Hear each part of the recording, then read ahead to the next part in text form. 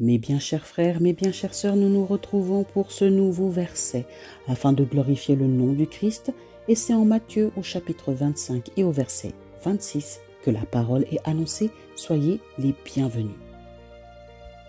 Son maître lui répondit: Serviteur méchant et paresseux, tu savais que je moissonne où je n'ai pas semé, et que j'amasse où je n'ai pas vanné. Un homme part en voyage. Il a 3 serviteurs. Il leur demande de veiller sur ses biens en attendant son retour. Le maître remet au premier 5 talents, il remet au deuxième 2 talents et au troisième 1 talent, chacun selon leur capacité. Et il s'en va. Aussitôt, le premier s'en alla et fit valoir les 5 talents et les doubla. Le deuxième fit de même. Il doubla les 2 talents que son maître lui avait donnés. Le troisième prit son talent, alla creuser un trou et il le mit dedans. À son retour, le maître leur fait rendre des comptes.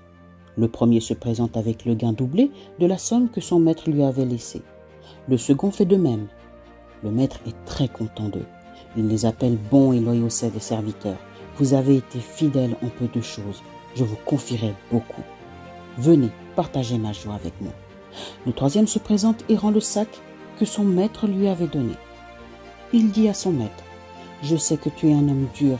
Tu moissonnes où tu n'as pas semé, et tu récoltes où tu n'as pas planté. J'ai eu peur. J'ai caché l'argent dans un trou. Son maître lui dit alors: Il te suffisait de le déposer à la banque, et j'aurais retiré ce qui est à moi avec des intérêts. Tu es un mauvais et un paresseux serviteur. Il reprit son sac et le donna au premier. Jésus raconte cette parabole lorsque ses disciples et lui-même se trouvent installés sous un olivier. Il commence son instruction sur le royaume des cieux et il présente cette parabole. Mes bien-aimés, comprendre cette parabole est sage pour évoluer dans notre vie en Christ. La Bible présente plusieurs proverbes qui mettent en lumière l'acte de la paresse et ses conséquences. Pourquoi autant d'exemples? La paresse ne vient pas de Dieu.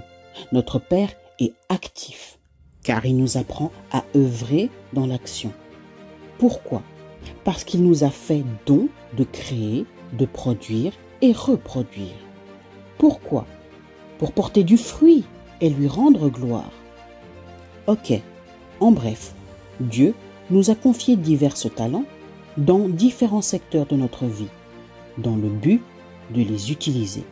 Ils sont en nous, ils sont nombreux et ils diffèrent d'un individu à un autre. Cependant, ils peuvent aussi représenter l'ensemble des ressources que Dieu a données à chacun. Exemple, notre temps. Nous ne mourrons pas tous au même âge. Pareil pour la richesse. Nous ne possédons pas tous les mêmes richesses.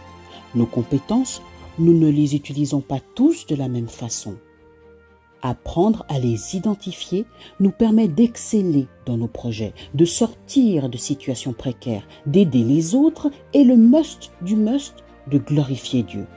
Demandez à notre Père de les révéler afin de les gérer et produire les fruits qui feront sa volonté. Pensez que ces magnifiques dons et talents ne nous appartiennent pas. Notre Père nous demandera: qu'est-ce que tu as fait de tout ce que je t'ai donné? Comme la parabole. Romains 12,6 nous confirme: nous avons des dons différents à utiliser selon ce que Dieu a accordé gratuitement à chacun. Si l'un de nous a le don de transmettre des messages reçus de Dieu, il doit le faire selon la foi. Mes bienheureux, je vous encourage à la lecture de ce chapitre au complet. Je prie mes frères pour que Dieu vous révèle à chacun ses dons particuliers en vous. Demeurez en Christ et soyez bénis dans le nom de Jésus.